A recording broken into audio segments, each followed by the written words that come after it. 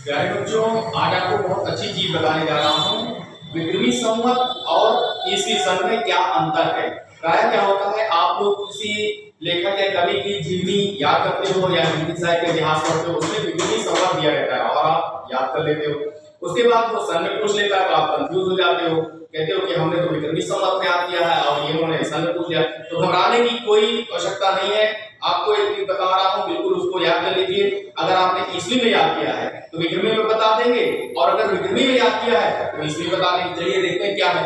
जैसे मान लीजिए तुलसीदास का आपने जीवन परिचय याद किया विक्रमी संवत में, ठीक है, 1554। ये मैंने माध्यमिक शिक्षा परिषद उत्तर प्रदेश की किताब से लिया है। अलग अलग किताबों में आपको अलग अलग कुछ आगे पीछे मिल जाएगा, उससे आप कंफ्यूज ना होइए, ठीक है, क्योंकि लगभग लगभग वही रहता है। उस जमाने में बहुत साक्ष्य उपलब्ध नहीं थे, तो जो आपको गूगल की जानकारी अलग होती है, किताब की अलग। ये मैंने माध्यमिक शिक्षा परिषद की किताब से लिया है, हो सकता है आपकी किताब में दूसरा हो।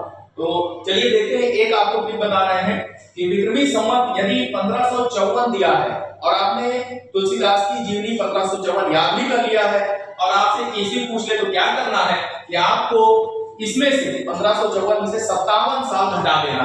केवल आपको 57 घटाना, जोड़ना वाला बस काम है। 57 संख्या याद कर लीजिए और कुछ नहीं। तो विक्रमी संवत आपने याद किया है, इसमें से 57 साल घटा देंगे, जो बचेगा 1497। ये आपका ईस्वी सन निकल आएगा।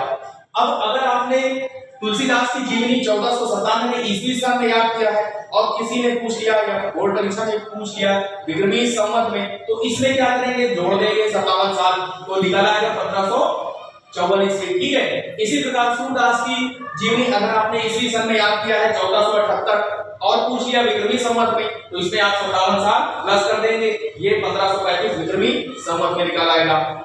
और देख लीजिए कबीरदास की आपने ईस्वी सन में याद किया है जीवनी, तो क्या करेंगे, ईस्वी सन में याद किया 1398 और विक्रमी संवत में पूछ लिया, तो बिल्कुल कंफ्यूज होने की जरूरत नहीं है। आप 57 साल उसमें प्लस कर देंगे, जो आंसर निकल आएगा 1455, यही आपका विक्रमी संवत है।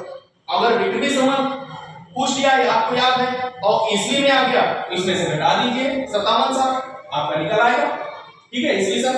तो ये कंफ्यूजन दूर हुई। और सबसे बड़े अगर देखा जाए उम्र में तो कबीरदास है, इनका 1455 विक्रमी संवत है। सूरदास उसके बाद है, 1535 विक्रमी संवत है। और तुलसीदास उसके बाद 1554 विक्रमी संवत, यानी सबसे बड़े ये हैं, फिर उससे छोटे ये, फिर उससे छोटे ये। तो ये भी एक जानकारी आपकी होगी। और आपने विक्रमी संवत और ईस्वी सन को कैसे निकालते ये भी जाना। वीडियो को जो है अच्छा लगे तो अपने दोस्तों को जरूर शेयर करें।